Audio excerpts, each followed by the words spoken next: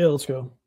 Hey guys, and welcome back to another week of Cyber Unfiltered. I hit the button quick, and you may or may not be ready, but let's go. I'm never ready. I'm not And even. I'm not even in the same city, same state. I'm at a secret location. Let's go. yeah, Well, you're more secret, than huh? one time zone away right now, aren't you? That's No, early just where one. you are. Just one. Yeah, that's fine. Just Yes, one? just, Okay. just one. Well, I don't know where Yeah. you are, secret and all.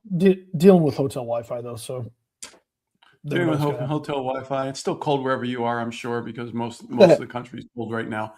Anyway, Yeah. last week was crazy. You know, I drive home and I was trying to text you guys. I pull in the house and I go, texts aren't going through. What's going on? Thought it was my phone, and Sean says no, Verizon's down. Yeah, Um, and then so you saw what caused it, right? no, It's just a failed software update. So can we normalize not doing software updates that can affect your entire communications across the United States in the middle of the afternoon or in the morning?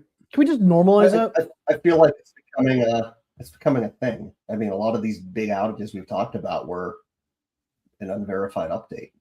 I mean, Well, like Azure's went a down, lot. but I understand Microsoft sometimes because they're trying to minimize impact, so they do it late Eastern time, which actually affects less people. Unfortunately, Yeah. from the world perspective, unfortunately, if you're on the West Coast, you get kind of hosed on that. But like this was down. What time did this start? This started in the morning, right? no, it was like 1:30, 2 o'clock when it when Okay, when I noticed it, till 10 p.m. It was like something like 10 p.m. before it got back up ish. and and apparently it was intermittent because like two phones in my house, one worked, one didn't. Same Verizon account, Yeah. basically same generation phones. Probably ordered the phones at the same time too. But And someone Man, connect if you're rebooted for a little while and then fall off again. It was a really weird day. I really enjoyed the conspiracy theories that came out on Facebook for that. Oh, Woo! dude, that's reading. I was It's like the man, British are coming. Our texts won't work. What? dude. I Like, mean, one of the big things I wanted to just remind people around this whole outage was, you know, text messages haven't been a recommended option for authentication for some time, Mhm. and many people still use it, and many people were locked out of their accounts for hours.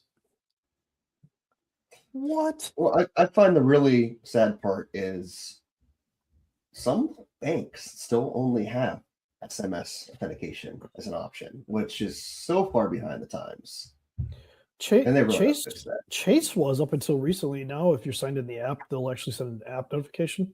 Which, Kind of Yep. like yeah, how once you're signed in, but it's like, yeah, I yeah. don't. But some don't even support time-based authentication or OTP or anything. I mean, No, it's nope. really annoying. Why would we want to support a more secure method? That just Well, it's seems just money. that's silly.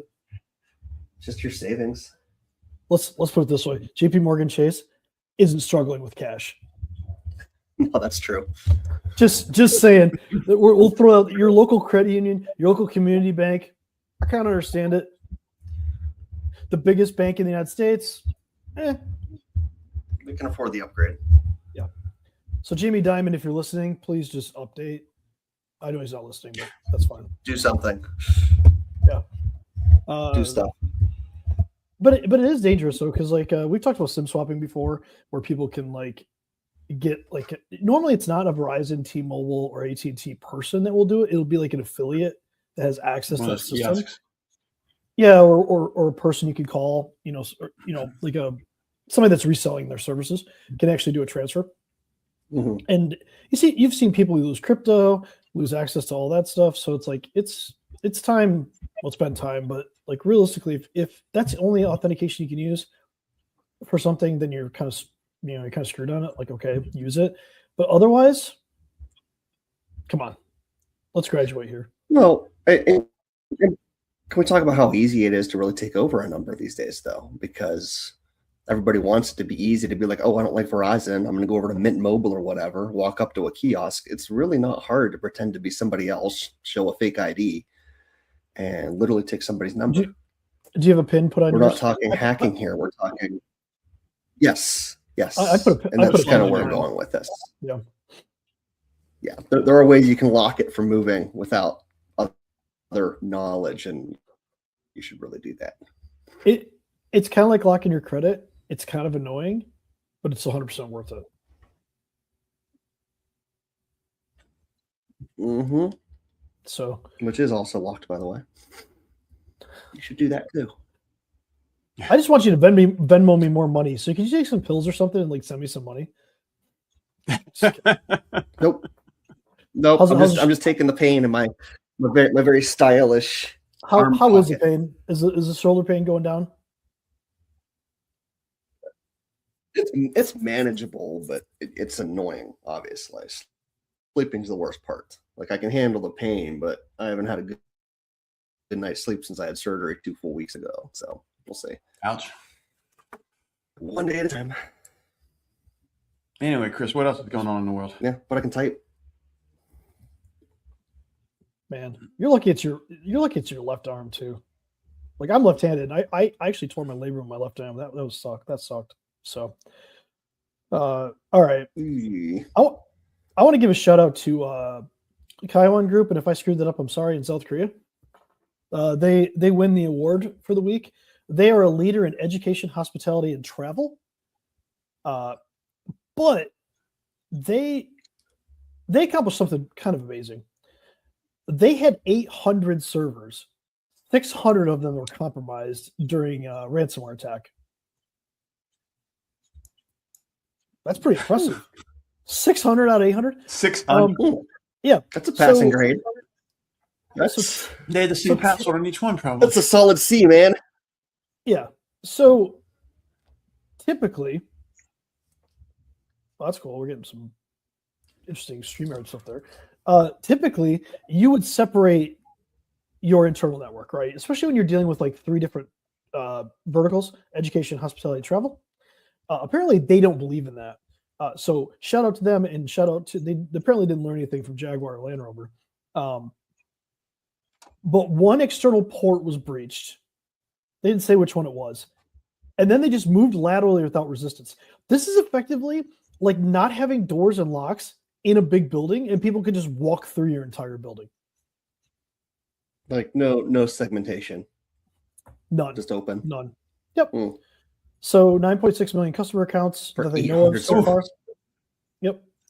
Yeah. So they had all these subsidiaries. It's like, come on, man. Like, can we? I like highlighting these because these are important to learn, because it doesn't matter where in the world this happens. The principle that we need to talk about and the things that we need to learn are exactly the same. If you're a conglomerate and you have multiple subsidiaries, they should not be able to talk to one another. And if they do, it should be a narrow scope that's allowed. Not just, hey man, walk into my house and just walk around, or walk into my building and just walk around and do whatever you want without any kind of friction at all. So that's fun. Well, even if it was all one company, true. You know, we've had some standard practices for building out networks and virtualization and things like that from the early 2000s. You know, when we really started virtualizing things, that is not following. So we're talking like 25-year outdated practice here, and there's no reason for it. There's not really an additional cost to have done this right, which is mind blowing. Well, there might have been a cost. Okay, not in the scheme of their budget, though, right? Well, probably not in their budget. No. Yeah. It's almost just an oversight. Yeah. And there's another big one this week that was super interesting to me. There's something called Dark Spectre. Did you guys hear about this? No, we're not about to. You're right. You're about to. There you go. They uncovered researchers uncovered this massive, like, multi-year espionage operation, and they called it Dark Spectre. It had infected 8.8 million browsers between Chrome, Edge, and Firefox. And yeah. So they be stealing everything. Let's just put it that way. So if you got hit with it, it was actually pretty interesting. They did command and control. I mean, it was pretty nasty. This is kind of like we're kind of seeing the shift I've talked about this a little bit before, but we've kind of seen the shift where can we attack? If you're an attacker, if you're a hacker, where can we attack? The browser, it used to be email specifically, but you're seeing more and more attacks go towards the browser. Why? There's less security there, right? How many people more there?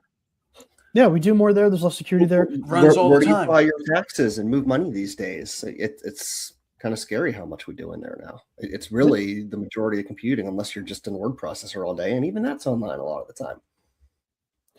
Well, and in parallel to this one, I have another one. It's called Crash Fix.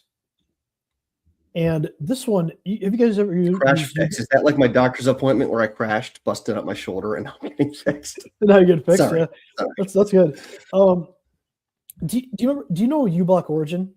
You know, it's an ad blocker that you can load into like Chrome and Edge. Well, somebody created one called Next Shield, and this one's really cool. Again, browser attack. They would inject basically ad slots.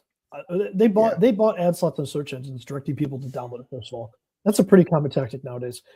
Upon it actually mimics the legitimate uBlock Origin Lite version, except it runs malicious scripts in the background. So after the delay, there's a big delay, and then the script floods the browser's internal ports, causing a resource exhaustion event that freezes or crashes the browser. When users restart the browser, it shows a fake diagnostic page that mimics like the Chrome error message, and it instructs the users to run a specific command in Windows to fix it. Don't do that. Please don't run that command. I'm from the hacker, and I'm here to help. Yep. Oh, no. Trying to make a play here. Yeah. So yeah, you basically use a command to fetch a remote Google file. calling to fix your browser. Yep. So you actually use a command that goes out and fetches a file. Yeah, that's not good, because then they load what's called Modelo Rat, and they have a backdoor on your computer. So they break your browser, give you the fix. So the campaign is they run an ad, you download it, you think you're blocking ads. Cool. You run it, it waits for like a minute or so like that, crashes your browser, gives you a fake diagnostic page, tells you to run a command. You're actually downloading a rat or a remote access Trojan. And then they have access to your computer. Oops. Clever. Yeah, that's pretty clever. So out of all this, browsers are a big attack surface. We'll probably talk more about that this year in general, just because we're going to see more and more of these attacks. But yeah, be careful what extensions you load in your browser. And also, if you're not managing the browser in your business, you probably should start or think about it.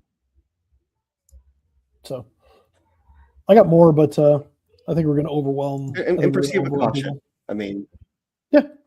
Proceed with caution too. I mean, there's a few steps in there you described where somebody could have said, should I check with somebody on this? Should I verify something? There's a Mac one. I can't remember which one it is. They're running ads the same way. And it's like free up disk space on your Mac, and it sends you to a saved like ChatGPT. Wait a minute. What? Macs don't get viruses. There can't be viruses on Macs. Well, it's not necessarily a virus. You're actually running a command and downloading. Macs don't get viruses. Everything gets viruses. Yeah, they get a vaccine, right? They're not Windows. No, they got a vaccine. It's called not Windows. No, they run an ad. That's good. They link it to a ChatGPT saved ChatGPT session, and that session actually tells you how to download what commands to run.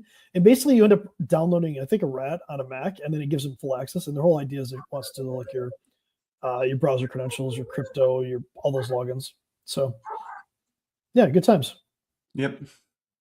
So it doesn't matter if you're on PC, it doesn't matter if you're on Mac. You got to be careful. If something's instructing you to run a command and you have to go to command line to do it, probably need to like double check with someone. Anyway, guys, that's we should probably.